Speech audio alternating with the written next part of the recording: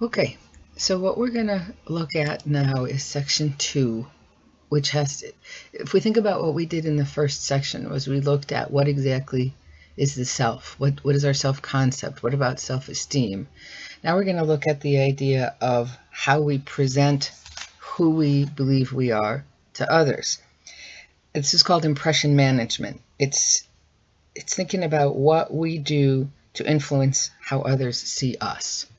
So some really important terms for these first two. The perceived self, the person you believe yourself to be in moments of honest self-reflection. Okay, when, if you were to sit down and answer that question, who are you?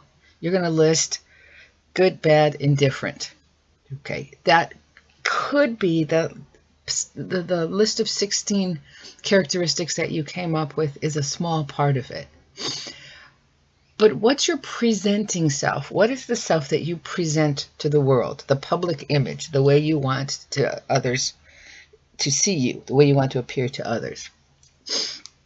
And you get at this by those, when you asked other people to take your 16 items and put them in order, what were the ones that came up first? Or you could ask those same 3 people, tell me, give me a list of characteristics that if you were to answer the question, who am I, about me, what would you write down? I had done something like this a couple of years ago. I made my list and I gave it to a new friend, someone I'd been friends with for quite a while, and my daughter. And I had my list of, who I am and put them in order. And one of the things that I did not have on my list was mother. And that was the very first thing my daughter wrote down. So that was how she perceived me, and obviously in my interactions with her, that was what I was presenting. So there's a term that you have probably heard of, face, where you might have heard people talking about it's important, you want to save face, you want to let someone, you don't want to, you need to respect their face. Okay, and so the face is that image that we project to the world. And so what we do is face work, the verbal and nonverbal ways we act in order to make ourselves seem the way we want to seem. And we also do certain things to help keep, someone we're interacting with can maintain their face. Like, I don't know. You and I have an interaction, and maybe I say to you, so, how's class going? And you think I'm doing a terrible job. But just from our interactions, that being seen as a good and caring professor is important to me. You might not say, you're doing a terrible job. You might say to me, do you think things are going okay? Or you present it in such a way so that you're not going to embarrass me. You're going to let me save face. You're going to let me preserve my face. So with George, I forget his last name. Let me flip back to look at that.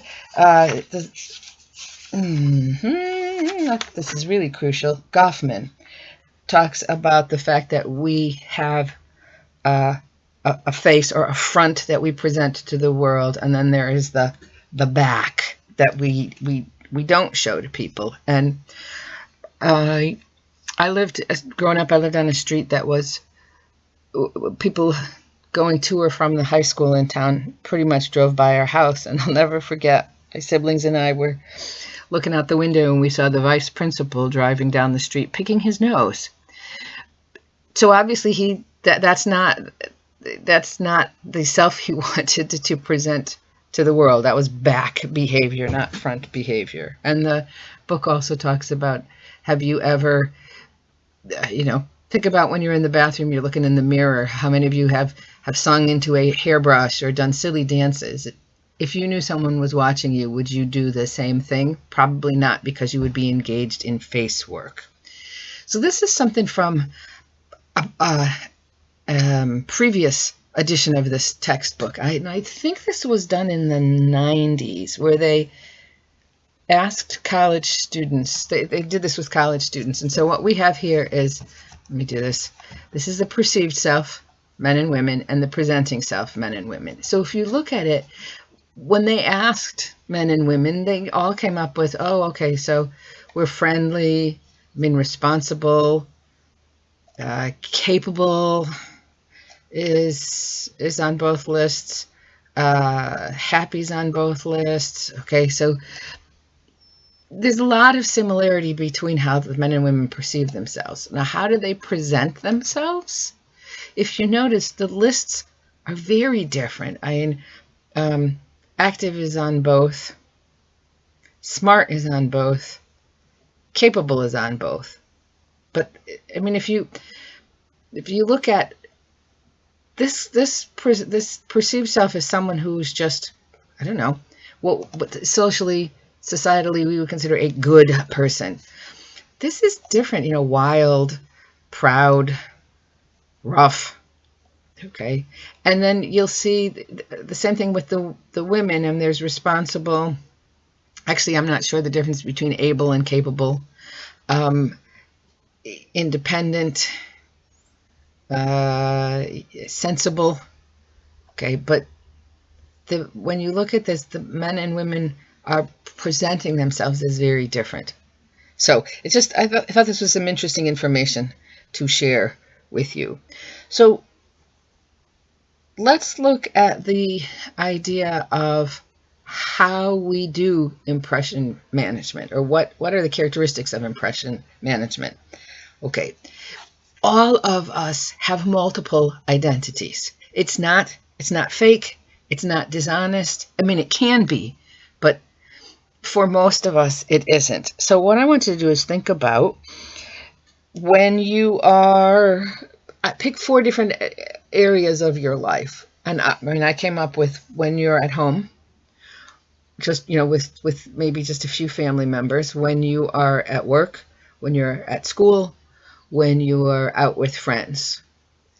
Like if you would come up with 1, 2, or 3 adjectives that described how you were in these different scenarios.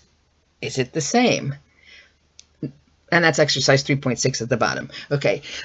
I'm going to say probably not. And people usually say the way they have to act at work is very different from the way they act in other places. And I've had a lot of students who have been very quiet in the classroom tell me that when they're with their friends, they're loud and obnoxious. So why? Well, because this is what you're saying to yourself. In school, the role that you're playing, the identity you're presenting self is serious student. Well, when you're out with your friends, you don't want to be serious. Maybe you want to be the crazy one, or whatever it is. So does that mean that in any place you're being fake, that there is one real you and everything else is phony? No. And think about this in terms of the idea of communication competence. You are communicating, a competent communicator is both appropriate and effective. So what's appropriate in one situation would not be appropriate in another situation. So you need to have different skills that you can use in different situations. All right. Impression management is collaborative, which means that how you act impacts and is impacted by how other people act. So if you think you're really funny and you're telling jokes and nobody's laughing, you're not really funny. So you need that other person to help you manage your identity. And I like the idea that basically what's happening is in our daily lives, we are all engaged in improvisation, where if you have ever imagined a difficult conversation, I'll say this, and then they'll say this, and then I'll say this, and then they'll say this, and then you go into that situation and you say what you're going to say, and then they didn't respond the way you expected. Well, what do? You've got to improv.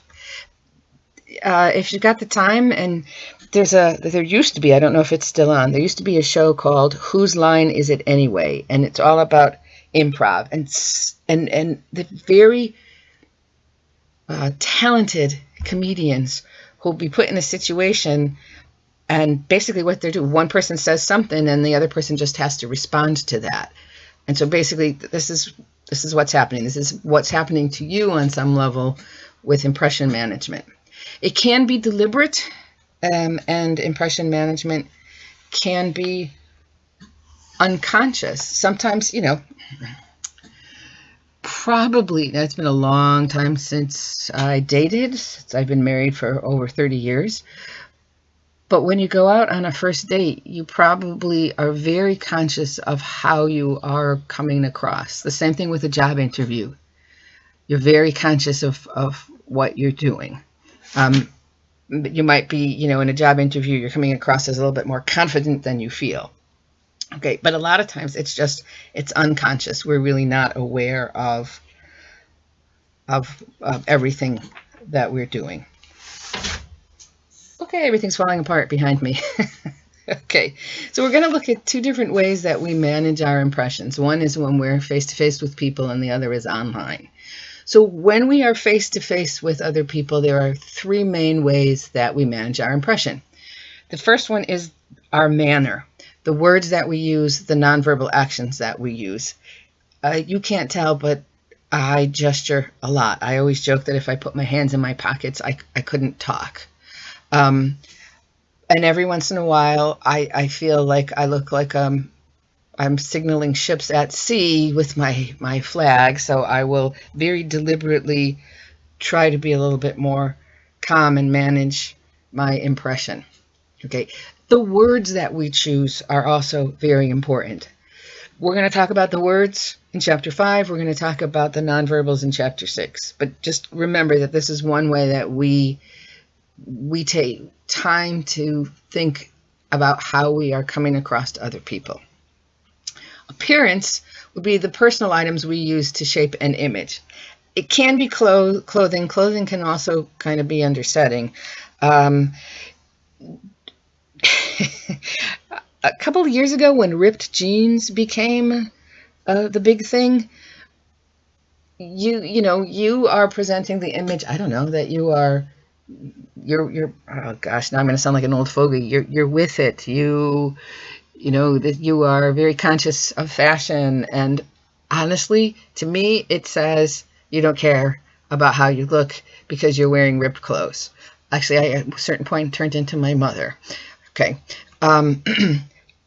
My hair since 2012. So for the past 8 years, I've been dyeing my hair purple, pink, blue blue-gray, dark blue, kind of a aqua. Well, why? And part of it is I love color. The other thing is I, at some level, want people to think that I am a little bit crazy, that I'm not someone who always follows every rule. So the last one is setting, the physical items we use to influence how others view us. If I was to come over to your house, what does your living room look like? What are the colors you use? What's the artwork that's up there? Now, if you are living with your parents, it's telling me something about them. So maybe I wouldn't know too much about you until I went into your room. Think about when you were 12 or 13. What posters did you have up on the wall? That said something about you at that time. Do you still have those same posters? My daughter likes to tell people that when I was in high school, that my poster was a painting of Abraham Lincoln. So yes, I was a Lincoln groupie and definitely a little bit of a nerd. Okay, so I made up for it when I got older. I've had pictures of never mind, you don't need to know these things. Okay. The next one, and this is where for me this is a little more theoretical than face-to-face, because I do not do an awful lot with social media. But think about it. Initially, because the internet gives us a different way to present ourselves. The picture that you've chosen to have as your avatar, or the icon, the image that you're using, what is, are you picking one where your hair is all uncombed and crazy and you just woke up so you got drool marks on the side? No. Okay, that's not the self that we want to present.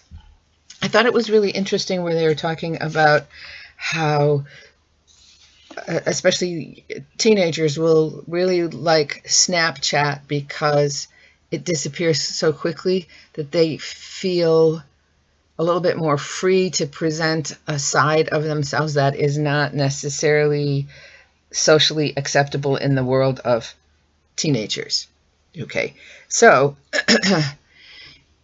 your manner, your appearance, your setting all change in social media. So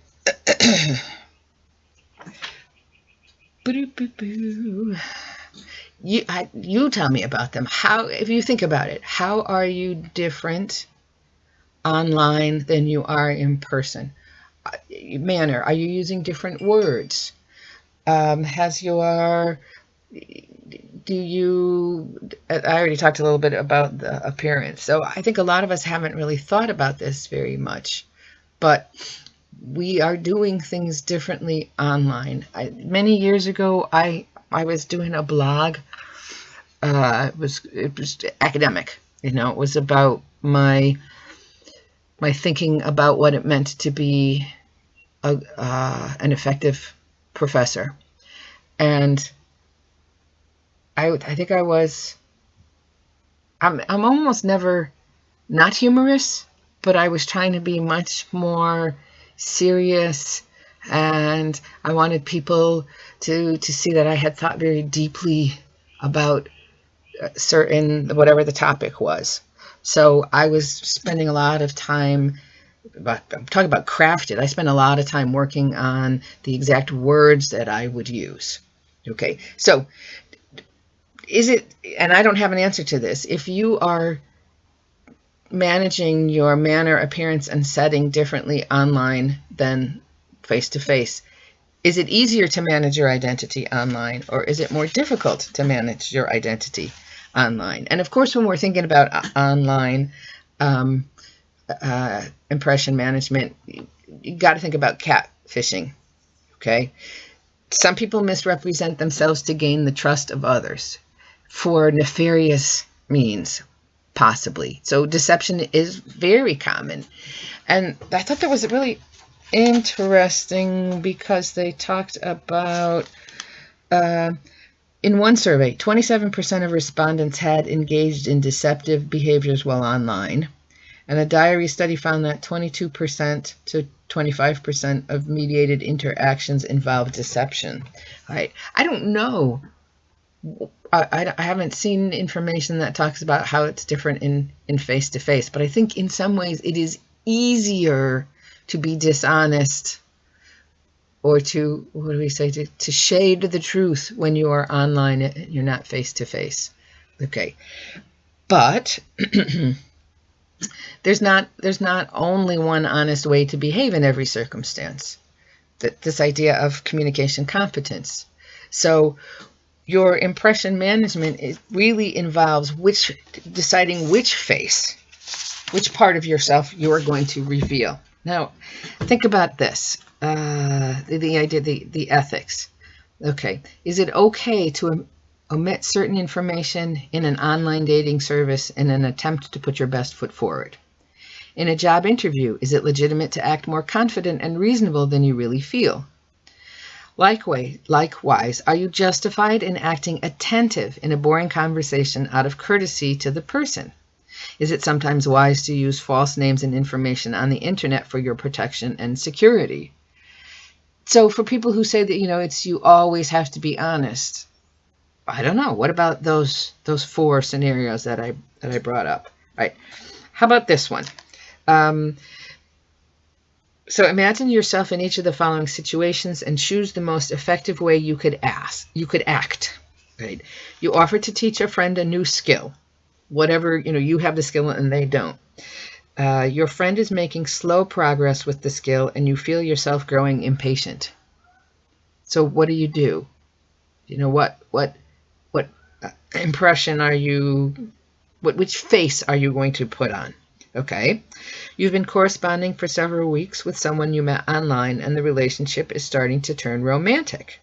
You have a physical trait that you haven't mentioned. You've got 3 eyes. Now, whatever it is. Do you share? Do you not? Okay. And the last one, at work, you face a belligerent customer. You don't believe that anyone has the right to treat you this way. Okay. How are you going to manage your identity in that situation? So it is an oversimplification to state that there is only one honest way to behave in each circumstance and that every other response would be insincere and dishonest. Okay. The